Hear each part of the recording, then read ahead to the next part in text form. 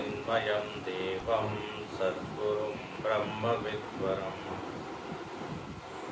ॐ सहनाववतु सहनौ भुनक्तु सह वीर्यं करवावहै तेजस्विनावधीतमस्तु मा विद्विषावहै।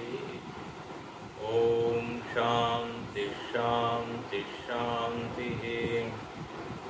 आप्यायन्तु ममाङ्गानि वाक्प्राणश्चक्षुश्रोत्रमथो बलमिन्द्रियाणि च सर्वाणि सर्वं ब्रह्मोपनिषदं माहं ब्रह्म निराकुर्याम् मा ब्रह्म निराकरोत्।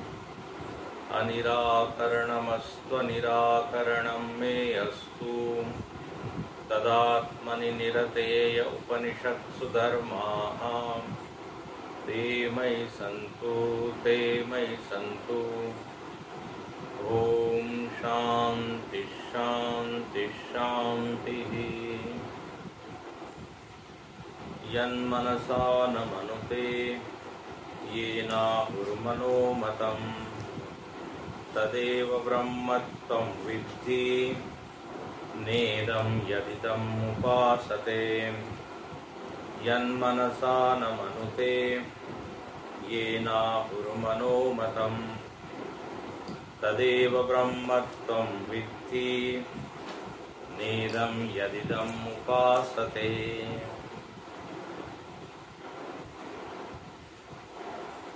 शिष्य ने प्रश्न किया था कि मन का प्रेरक कौन है। केनेषितं पतति प्रेषितं मनः, पहला ही उसका वाक्य था, जिज्ञासा वाक्य, कि क्या मन स्वयं से प्रेरित होकर काम करता है या उसके पीछे कोई प्रेरक है, मोटिवेटर, प्रॉम्प्टर। तो आचार्य ने उत्तर दिया था, मनसो मनोयत, मन का भी वो मन है। मतलब ये कि मन स्वतंत्र नहीं है, मन किसी के अधीन रहकर ही काम करता है। अब वो जो वाक्य था, समझ लीजिए, उसी का विस्तार यहाँ पर 5वें मंत्र में कर दिया। तीसरे मंत्र में भी निर्देश कर दिया कि मन का कोई प्रेरक है। मन वहां नहीं जा सकता, न तत्र चक्षुर गच्छति, नो मनो आया था, न वाक् गच्छति नो मनो। मन उसको प्रकाशित नहीं कर सकता। तो उसी की यहाँ पे मानो की व्याख्या कर दी, उसी का विस्तार कर दिया इस 5वें मंत्र। कहते हैं जो मन का प्रेरक है उसी को ब्रह्म कहते हैं। तदेव ब्रह्म त्वं विद्धि। चौथे मंत्र में 5वें, 6ठे, 7वें, 8वें, इन सारे मंत्रों में एक वाक्य कॉमन है। आगे हम देखेंगे कि ब्रह्म जो है वह आत्मेतर नहीं है, ब्रह्म कहीं दूर है। ये जो हमारी धारणा है, जो कि गलत धारणा है, उसका यहाँ बार बार श्रुति जो है वो निषेध करती है। आत्मा को ही ब्रह्म रूप में जानो। ब्रह्म के देखिए 2 रूप हो जाते हैं, इस पर चर्चा हो चुकी है, सगुण ब्रह्म और निर्गुण ब्रह्म। ब्रह्म एक ही है, उसके 2 आयाम है। अगुण सगुण दोई ब्रह्म स्वरूपा, अकत अगाध अनादि अनूपा। गोस्वामी जी को एकदम स्पष्ट है, कोई झगड़ा नहीं है, कोई द्वंद्व नहीं है, कोई कंफ्यूजन नहीं है। और सगुण और निर्गुण ब्रह्म दो पहलवान नहीं है, दो प्रतिस्पर्धी नहीं है, एक के ही दो नाम है। कई बार उपासक लोग काफी हट कर लेते हैं, यहां श्रुति उसको मना करती है। भक्ति पक्ष हठ नहीं सठताई, तुलसीदास जी कहते हैं कि केवल ब्रह्म जो है वो सगुण रूप ही होता है, आकार वाला ही होता है। ब्रह्म कभी निराकार नहीं होता है। हट करते हैं, आग्रह करते हैं, वाद विवाद कर लेते हैं। अच्छा, और भी उसमें आगे है कि हमारे आकार वाले जो है भगवान वही सत्य है, ये भी होता है। वैदिक साहित्य को आप पढ़ें तो ब्रह्म का समग्र रूप हमको जानना चाहिए। भगवत गीता में स्वयं भगवान कहते हैं कि मैं सगुण बनता हूं एक विशेष प्रयोजन के तहत, धर्म हेतु अवतरण। एक अरूप है ना, अनीह, एक अनीह अरूप अनामा, अज सच्चिदानंद परधामा, व्यापक विश्वरूप भगवाना, तेहि धरि देह चरित करि नाना। गोस्वामी जी की चौपाई है। स्पष्ट है कि ब्रह्म मूल रूप से अनीह, अनीह मतलब कोई उसमें इच्छा नहीं, कोई कामना नहीं, अकाम, अरूप, अनाम, अकाल। इसी को यहाँ पर भाष्यकार ने असंव्यवहार्य कहा था। व्यवहार के लिए जितने आलंबन है उन सबका निषेध कर दिया और कहते हैं यस, ऐसा नहीं कि वो हमेशा ऐसा ही रहता है। संभवामी युगे युगे, वो सगुण भी बन सकता है, साकार भी बन सकता है। तो केवल निराकार नहीं, केवल साकार नहीं। वेद क्या कहता है? बोले दोनों आयामों को आप स्वीकार कीजिए। लीलाधारी भी है, माया मनुष्यम हरि, स्वयं कहते हैं।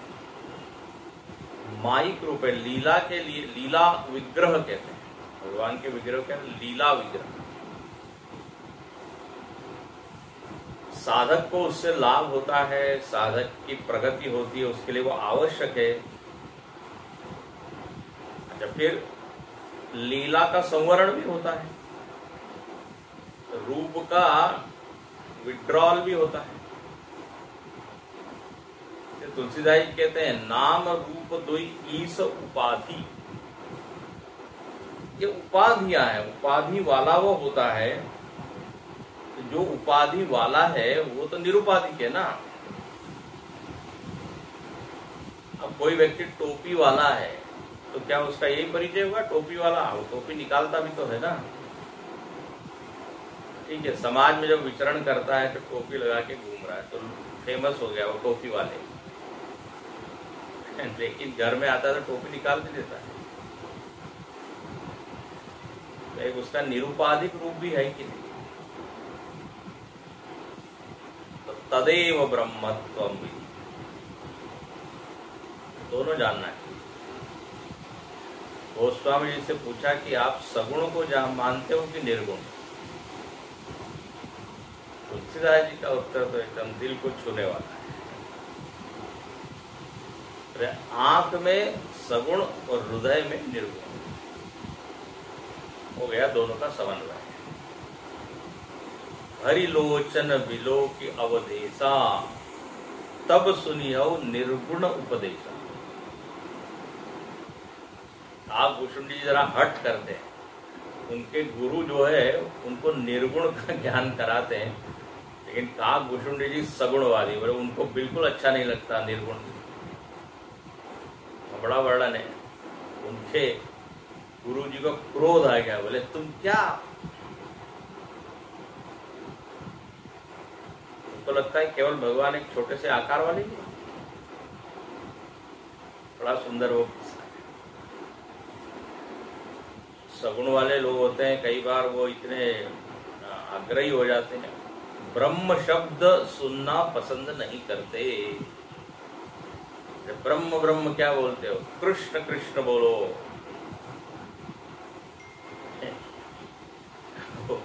हमारे स्वामी जी सुना रहे थे, बोले कहीं प्रवचन चल रहा था,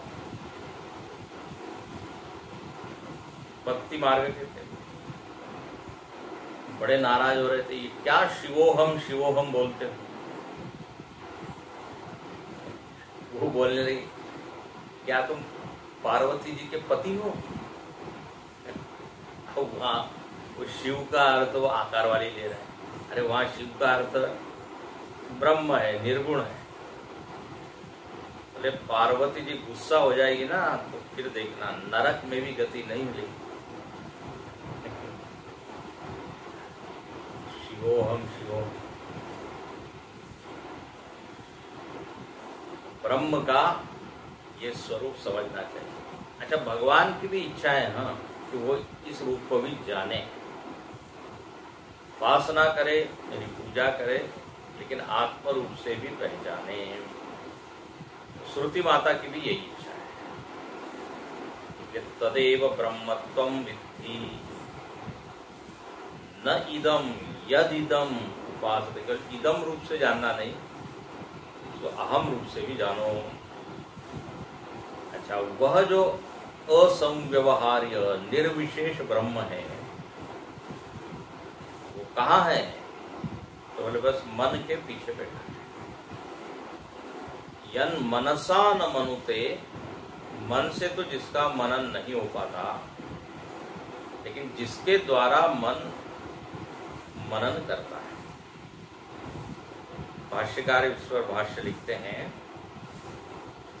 यन मनसा न मनुते मन इति अंतःकरणम। मन क्या है पहले उसको परिभाषित करते हैं। मन का अध्ययन अनेक लोग करते हैं, मनोचिकित्सक लोग, मनोवैज्ञानिक लोग भी मन का अध्ययन करते हैं। अनेक जो मानसिक रोगी होते हैं तो उनका वो उपचार करते हैं ना, उनको औषधि देते हैं, तो उन्होंने मन का अध्ययन किया। कॉन्शियस माइंड, अनकॉन्शियस माइंड इत्यादि 3 तरह का मन वो बताते हैं, अचेतन मन, अवचेतन मन, चेतन मन।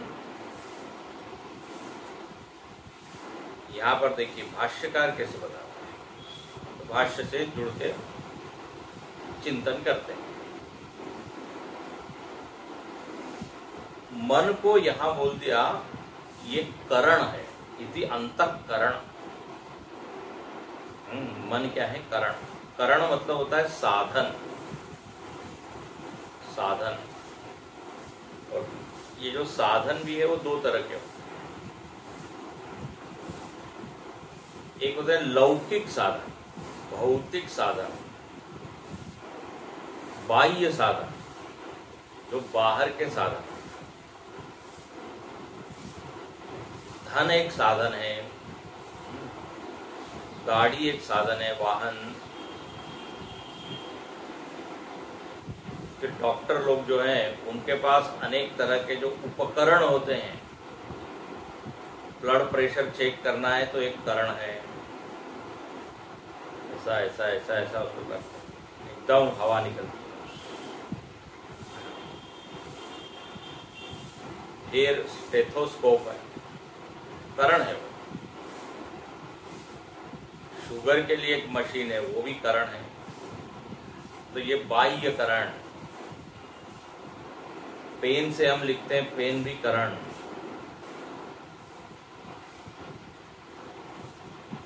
तो जो हमारे से इतर है। अच्छा, कुछ करण कैसे हैं जो भगवत प्रदत्त है,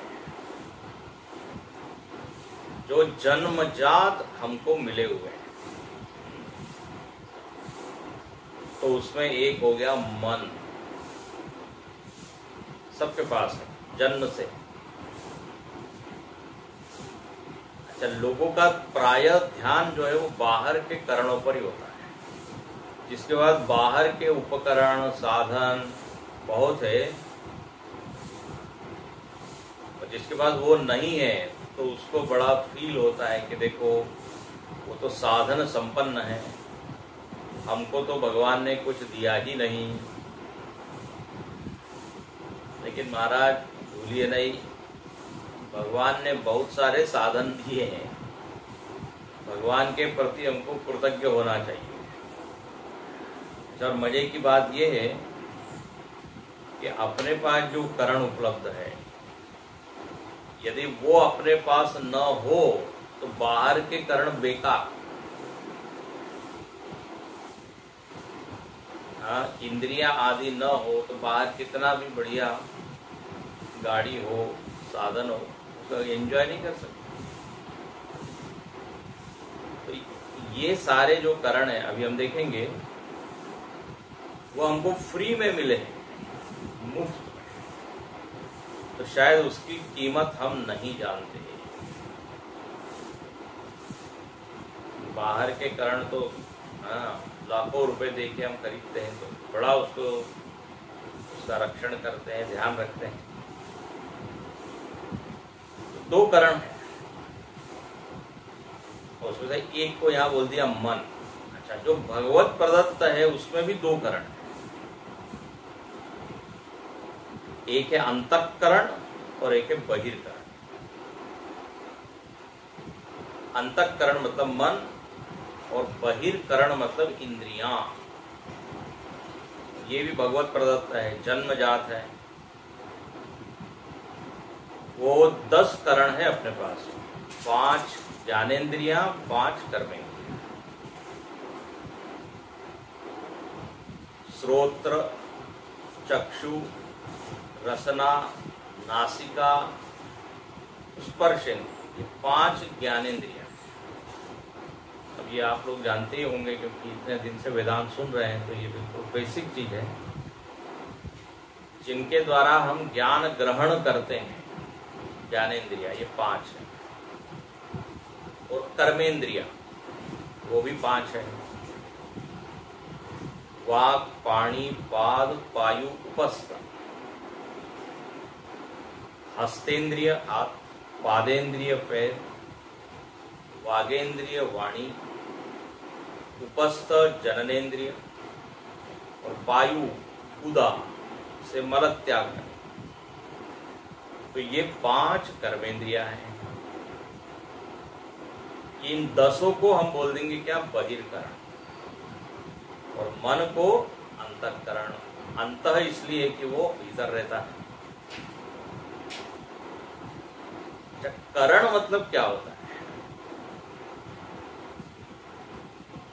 2-4 वाक्य तो बोलना ही पड़ेगा ना मन के ऊपर। देखो, वाचा के ऊपर इतना वहां पे चिंतन हुआ, तो यहाँ भी भाष्यकार थोड़ा तो मन पे लिख ही देते हैं। तो मन को जब उन्होंने करण कहा है तो प्रश्न आता है, करण मतलब क्या? Instrument, equipment. करण की एक परिभाषा है, साधक तमम करणम। साधक तमम, किसी भी क्रिया को करने के लिए जिस साधन की आवश्यकता है, जिसके बिना वो क्रिया का संपादन होगा नहीं, उसको कहते हैं करण। वो साधक तमम है, meaning without that you can't. अब लिखना है तो लिखने के लिए हाथ आपको चाहिए ही, करण है। देखना है तो नेत्र चाहिए ही, साधक तमम करणम। व्याकरण में ये सारे कारकों की चर्चा होती है। कोई भी जब क्रिया हम करते हैं ना, तो उसमें अलग अलग घटक होते हैं।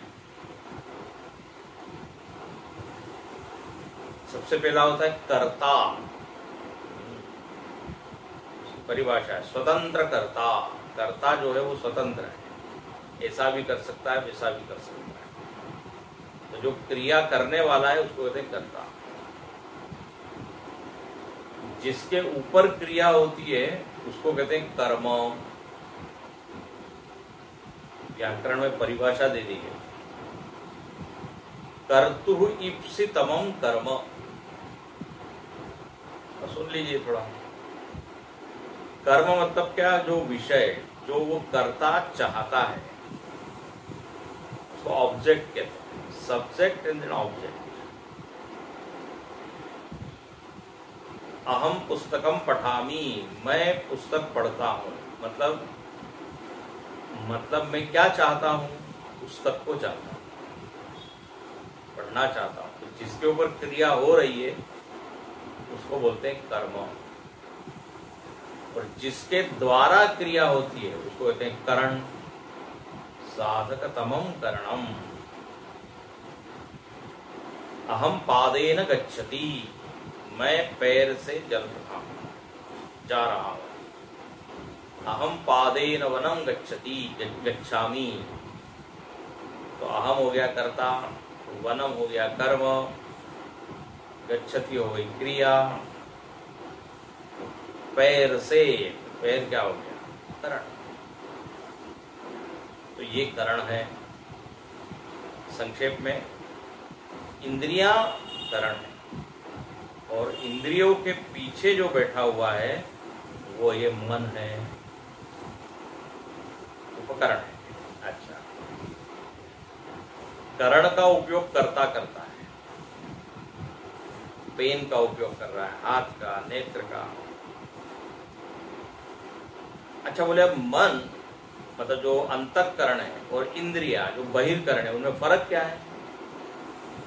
वो यहाँ सब आगे बताते हैं। तो पहले यहाँ कहते हैं कि मन अंतःकरण है और बुद्धि मनसोः एकत्वेन गृह्यते। यहाँ पर जो मन शब्द है इसमें बुद्धि का भी संग्रह कर लेना चाहिए, क्योंकि वेदांती लोग है ना एकदम बोलेंगे बोले अंतःकरण में तो बुद्धि भी आती है, यस। अंतःकरण में अहम भी आता है, यस। चित्त भी आता है। जो लोग पढ़े हुए तुरंत उनको ये चीजें याद है। मन, बुद्धि, चित्त, अहंकार, इसको कहते हैं अंतःकरण चतुष्टय। तो यहां पर मन शब्द में ये चारों ले लीजिए, इन्हें अंतःकरण लिखा है। ये चारों की जरूरत पड़ती है आप कोई भी जब क्रिया करते हैं। तो मन में पहले क्या आता है? संकल्प आता है। संकल्प मतलब एक तरह का प्रपोजल, प्रस्ताव। सत्संग हो रहा है तो चलो जाना चाहिए, यह वृत्ति है, जाना चाहिए, जाने की एक इच्छा हो गई, ये हो गया संकल्प। अच्छा, लेकिन केवल संकल्प से बात नहीं बनती। संकल्प के बाद योजना बनती। कैसे जाएं, कौन से वाहन से जाएं, किसके साथ जाएं, अकेले जाएं, किस रास्ते से जाएं, वी प्लान, योजना। तो योजना भी बन गई, संकल्प भी हो गया, लेकिन जब तक निश्चय नहीं होगा तब तक नहीं जाएगी। तो यहाँ बुद्धि का भूमिका, बुद्धि के उसको फाइनल डिसीजन देती है, चलो चलना ही है, जाना ही है, निश्चय। अच्छा, और ये निश्चय को धारण करना पड़ता है। निश्चय आया और गया तो नहीं बात।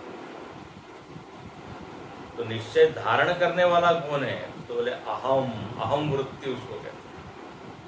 मैं निश्चय करता हूं। किसी और ने निश्चय किया तो हम नहीं जाएंगे। आप उस निश्चय को धारण करते हैं, धारण करने वाले आप होते हैं, उसको अहंकार या अहम वृत्ति हो। तो मन बुद्धि चित्त अहंकार, ये चित्त है, चित्त में स्मृतियां होती हैं। चित्त इज लाइक ए मेमोरी। पहले आप गए होंगे तो आपकी स्मृति जाग जाएगी, या जब आप जाएंगे तो उसमें वो संस्कार बैठ जाएगा। कहाँ बैठेगा? चित्त। तो ये मन बुद्धि चित्त अहंकार, ये चारों जब जुड़ते हैं, मतलब काम करते हैं एक साथ, तो फिर आप कोई क्रिया का संपादन करते हैं। यहाँ पर ये चारों जो है वो अंतःकरण के रूप में जाने जाते हैं। तो यहाँ पर उसके लिए एक मन शब्द दे दिया। बुद्धिर मनसो एकत्वेन गृह्यते। कई बार सरकार जो है वो संकल्प भी करती है, उनके मन में कोई अधिकारी लोग हैं, वो प्रस्ताव देते हैं, बोले सड़क बनना चाहिए। अच्छा, फिर योजना भी बना लेते हैं, निश्चय भी कर लेते हैं, लेकिन क्या होता है? सड़क बनती नहीं। बोले क्यों? बोले वो निश्चय को धारण नहीं किया उस सरकार ने, वो फाइलों में ही रह गई। नेताजी ने उसको ठुकरा दिया, अगले चुनाव तक नहीं हो गया, तो वो कार्य नहीं हो पाया। बोलते राजनीतिक इच्छा शक्ति उसमें उसकी कमी थी। हाँ, वही नेता सफल होता है जो उसको अंतिम स्तर तक पहुंचाता है, तभी जाके वो कहते हैं कि इसने काम किया। तो प्रस्ताव तो खूब, आश्वासन तो खूब देते हैं। तो योजना बन गई, कागज पे सारी योजना बनी। यहाँ पर लिखते हैं बड़ा काम हो छोटा काम हो, सब में ये अंतःकरण की बहुत बड़ी भूमिका है। अच्छा, ये मन है ही क्या भाई? तो इसका थोड़ा और परिचय करा। मनुते अनेन इति मनः, बोले जिससे मनन होता है वो है मन। देखो, ये जो मन बुद्धि चित्त अहंकार है, ये सब के सब वृत्ति रूप है। It is in the form of thought. तो थॉट का प्रकार अलग अलग है, उस कारण उनके ये चार विभाग हो जाते हैं। ये कोई वाटर टाइट कंपार्टमेंट नहीं है कि यहाँ से मन शुरू होता है, फिर ये बुद्धि, अहंकार। मन भी वृत्ति है, बुद्धि भी वृत्ति है, चित्त भी वृत्ति है, अहंकार भी वृत्ति है। भावनाएं भी वृत्ति है, विचार भी वृत्ति। गुरु जी हमारे उदाहरण देते रहे, जैसे हाथ एक है, उसके अलग अलग व्यवहार है। हाथ से आप उठा रहे हो, हाथ से फेंक रहे हो, हाथ से मार रहे हो, हाथ से पकड़ रहे हो, ये हाथ की ही वृत्तियां हैं। वस्तु एक ही है, लेकिन उसके व्यवहार अलग अलग होने के कारण वो क्रियाओं के नाम अलग अलग हो रहे हैं। फेंकना, पकड़ना, छोड़ना। ऐसे यहाँ पर वृत्ति का स्वभाव अलग अलग। निश्चयात्मिका वृत्ति बुद्धि। जब वृत्ति में स्थिरता नहीं होती तो उसको संकल्प विकल्प। अच्छा, कहते हैं कि ये वृत्ति रूप मन जो है, इससे ही हम क्या करते हैं? निश्चय करते हैं, चिंतन करते हैं, संकल्प करते हैं। मनुते अनेन इति मनः। अगला परिचय बड़ा अच्छा है। सर्वकर्ण साधारणम। इस मन का एक और नाम है, अंतःकरण तो बोलते ही है, दूसरा इसका नाम है साधारणकरण। साधारणकरण दो तरह के करण हैं, एक है असाधारणकरण और एक है साधारणकरण।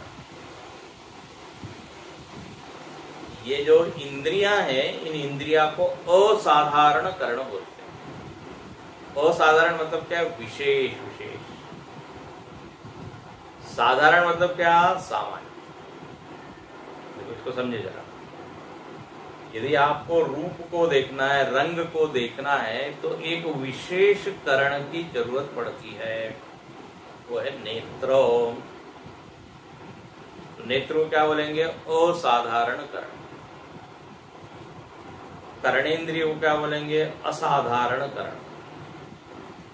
एक उसका विशेष एरिया है, विशेष क्षेत्र है, विशेष विषय में उसकी गति, शब्द में उसकी गति। ठीक है। रसना ये विशेष है। जहां तक स्वाद की बात है, हाँ, षडरस, तो देखने से मजा नहीं आएगा। वो आम रस का मजा देखने से नहीं आएगा, खीर का मजा देखने से नहीं आएगा। उसके लिए एक विशेष करण चाहिए। तो ये इंद्रियां हो गई असाधारण। लेकिन अब मजे की बात ये है कि मनीराम जो है, ये हर जगह मौजूद है। ये यदि इन असाधारण करणों के पीछे नहीं रहेंगे तो ज्ञान नहीं होगा। चाहे आप देख रहे हो तो भी मन, सुन रहे हो तो भी मन। तो इसलिए मन की मौजूदगी, उपस्थिति हर विषय के ग्रहण में है। बिना मन के ग्रहण होता नहीं, उसकी आवश्यकता है ही। इसलिए मन को क्या बोला? साधारणकरण। अब जो भी करेंगे mind has to be there. जैसे ये जो देश और काल है ना, ये साधारणकरण। उदाहरण के लिए मैं दे रहा हूं,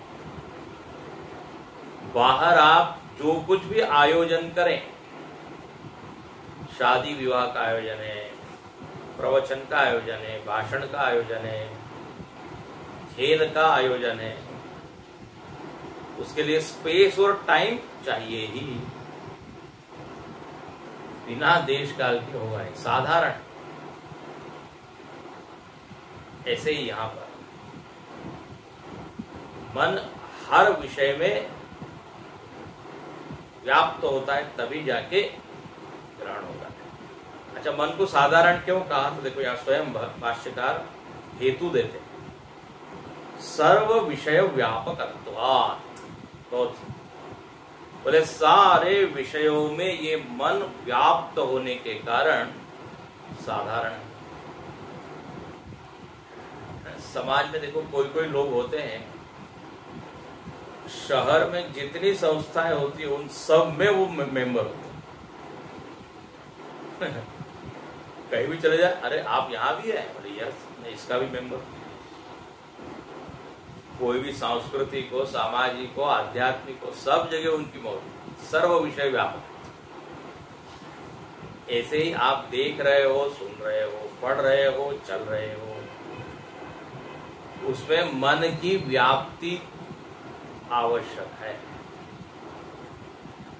मन व्याप्त होता ही है।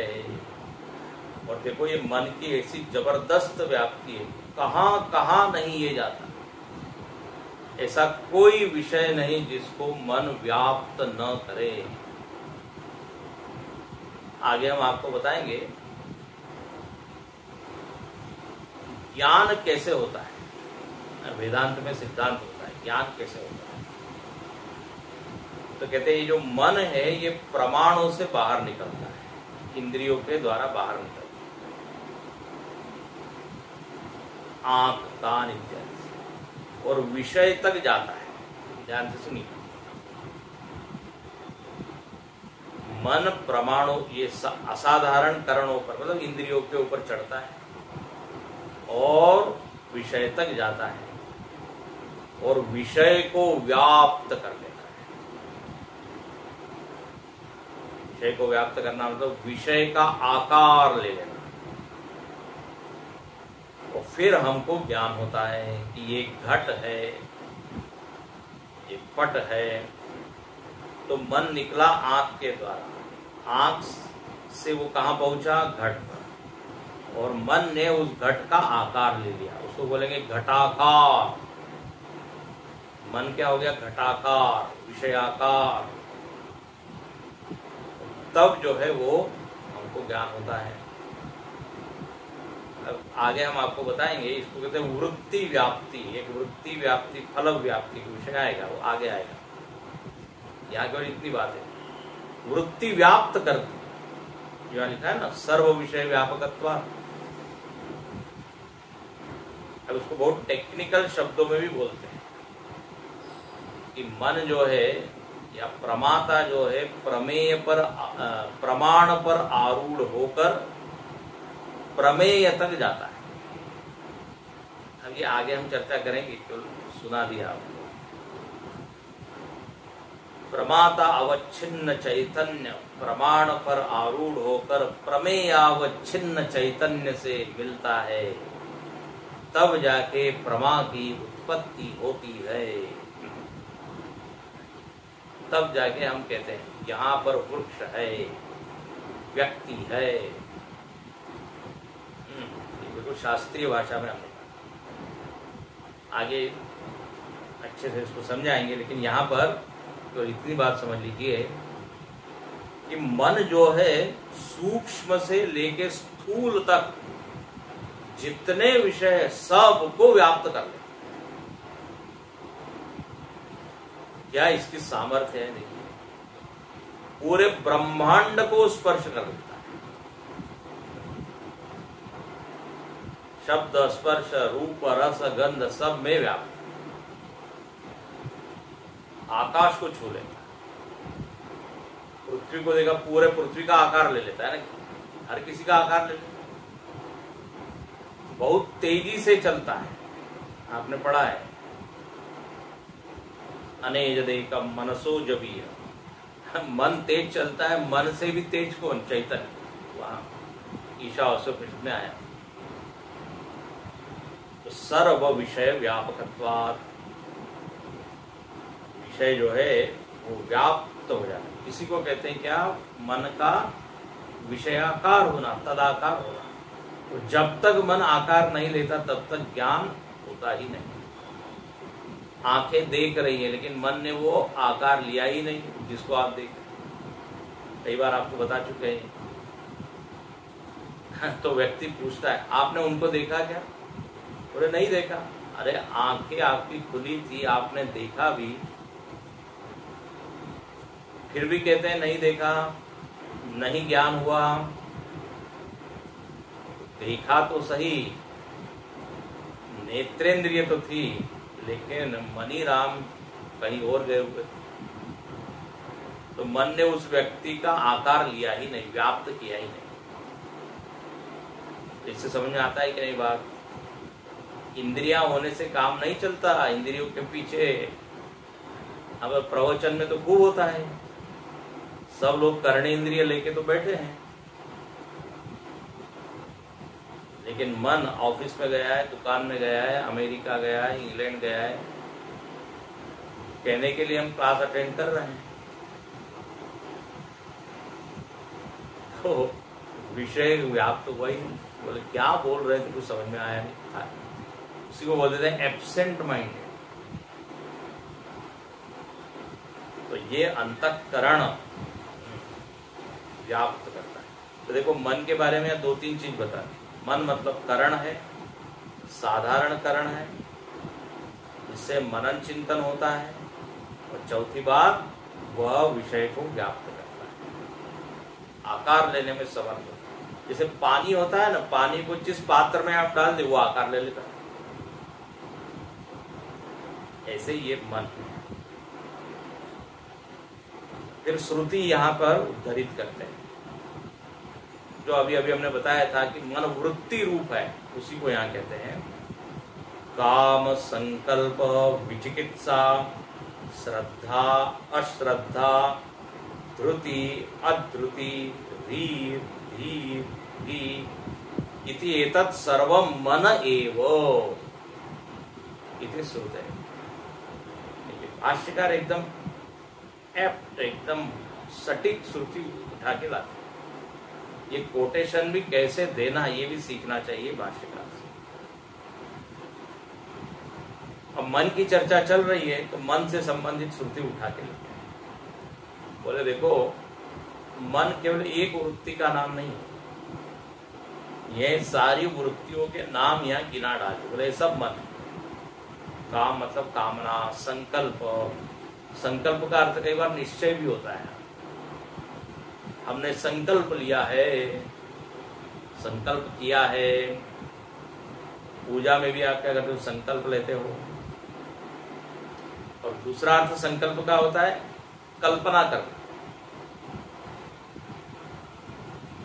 एक कल्पना आई, उसके विरुद्ध कल्पना आई तो बोले विकल्प। संकल्प विकल्प, संकल्प विकल्प, ये सब मन ही है। विचिकित्सा, प्रश्न कर रहे हैं, संशय कर रहे हैं, ये भी कहा मन में। श्रद्धा, अश्रद्धा, धृति मतलब धैर्य, अधृति अधीर हो जाना। जब बच्चे कैसे होते हैं, उनमें धैर्य नहीं होता, जल्दी भोजन दो, जल्दी भोजन दो, हाथ पैर पटकते हैं। अधृति। री मतलब होता है लज्जा, ये भी अपने भीतर होती है। धी मतलब ज्ञान, बुद्धि मतलब जो हम विचार कर रहे हैं, बोले धी। गंभीर विषय पर विचार कर रहे हैं तो अभी हम क्या कहते हैं, बुद्धि में दिमाग लगा रहा हूं, दिमाग काम नहीं कर रहा है, लोग बोलते हैं, कभी कभी करता है। तो धी। और भी मतलब भय, डर की वृत्ति, ये सब के सब क्या है, मन ही मन है बस। अब एक के बाद एक अलग अलग वृत्तियां आती रहती है। पूज्य गुरुदेव की परिभाषा इसी को लेके, वृत्तियों का प्रवाह, thought flow is mind, not one mind, one thought. से नदी जो है वो स्टैग्नेंट पानी का नाम नहीं है, स्थिर पानी का नाम नहीं है, बहते पानी का नाम है। ऐसे ये मन भी बहते विचारों का नाम, चलते रहता है। देखो हम लोग काम करते रहते हैं, कुछ मन अपना भी चलते रहता है, कोई ना कुछ सोचते ही रहता है। सुबह हुई नहीं कि मन जो है अपने काम पे चल पड़ा, क्या क्या विचार आते रहते हैं। भूत, भविष्य, वर्तमान, दुकान, मकान, पकवान, सब तरह के सात्विक, राजसिक, तामसिक। तो डराने वाले विचार आते हैं, तो उत्साहित करने वाले विचार आते हैं। तो बस यही है मन। सर्वम मन एव इति। भाष्यकार कहते हैं ठीक है, मन पर ये निबंध हो गया, काफी हो गया। अब लेकिन मूल बात यहां पर क्या है, जैसे वाणी का पूरा वर्णन किया और फिर क्या बोला कि वाणी के द्वारा आत्मा का वर्णन नहीं होता। एग्जैक्टली यहाँ पर बोले ये मनीराम में बड़ी सामर्थ्य है, कहाँ कहाँ का ये वर्णन नहीं कर सकते, हर चीज का वो व्याप्त कर लेते हैं। लेकिन एक चीज ऐसी है उसको व्याप्त नहीं कर पाते,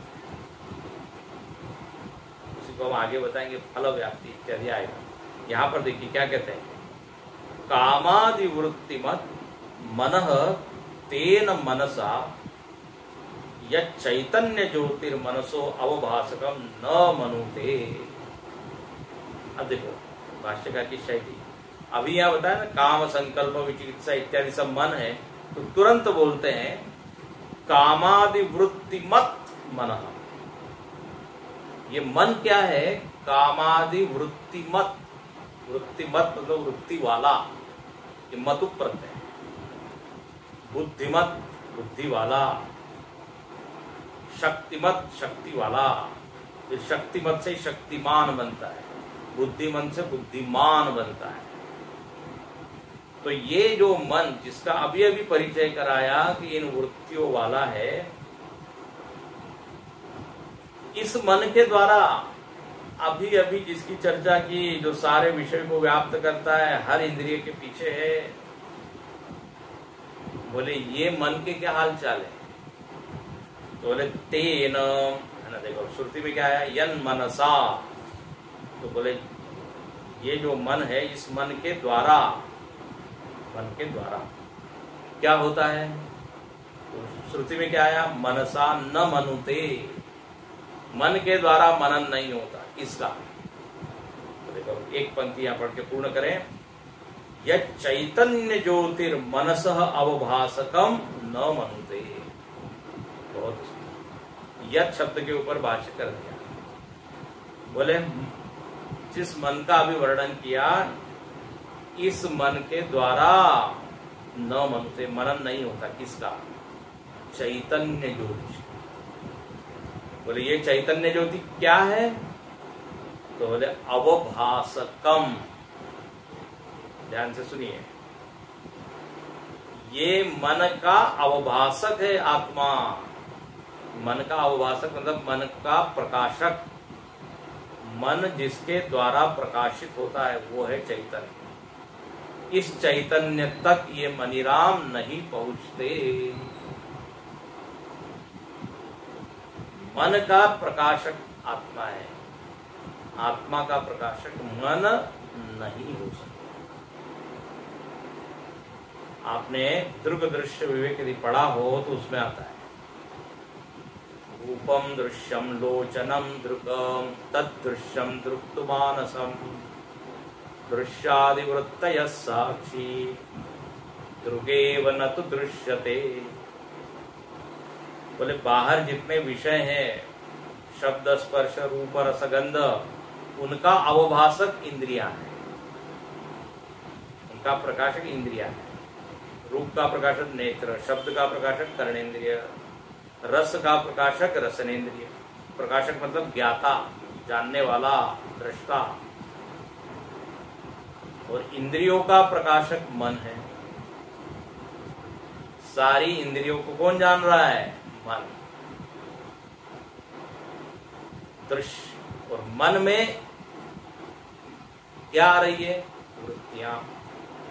तो ये मन को जानता है क्या? वृत्तियों को वृत्ति जानती है क्या? बोले नहीं।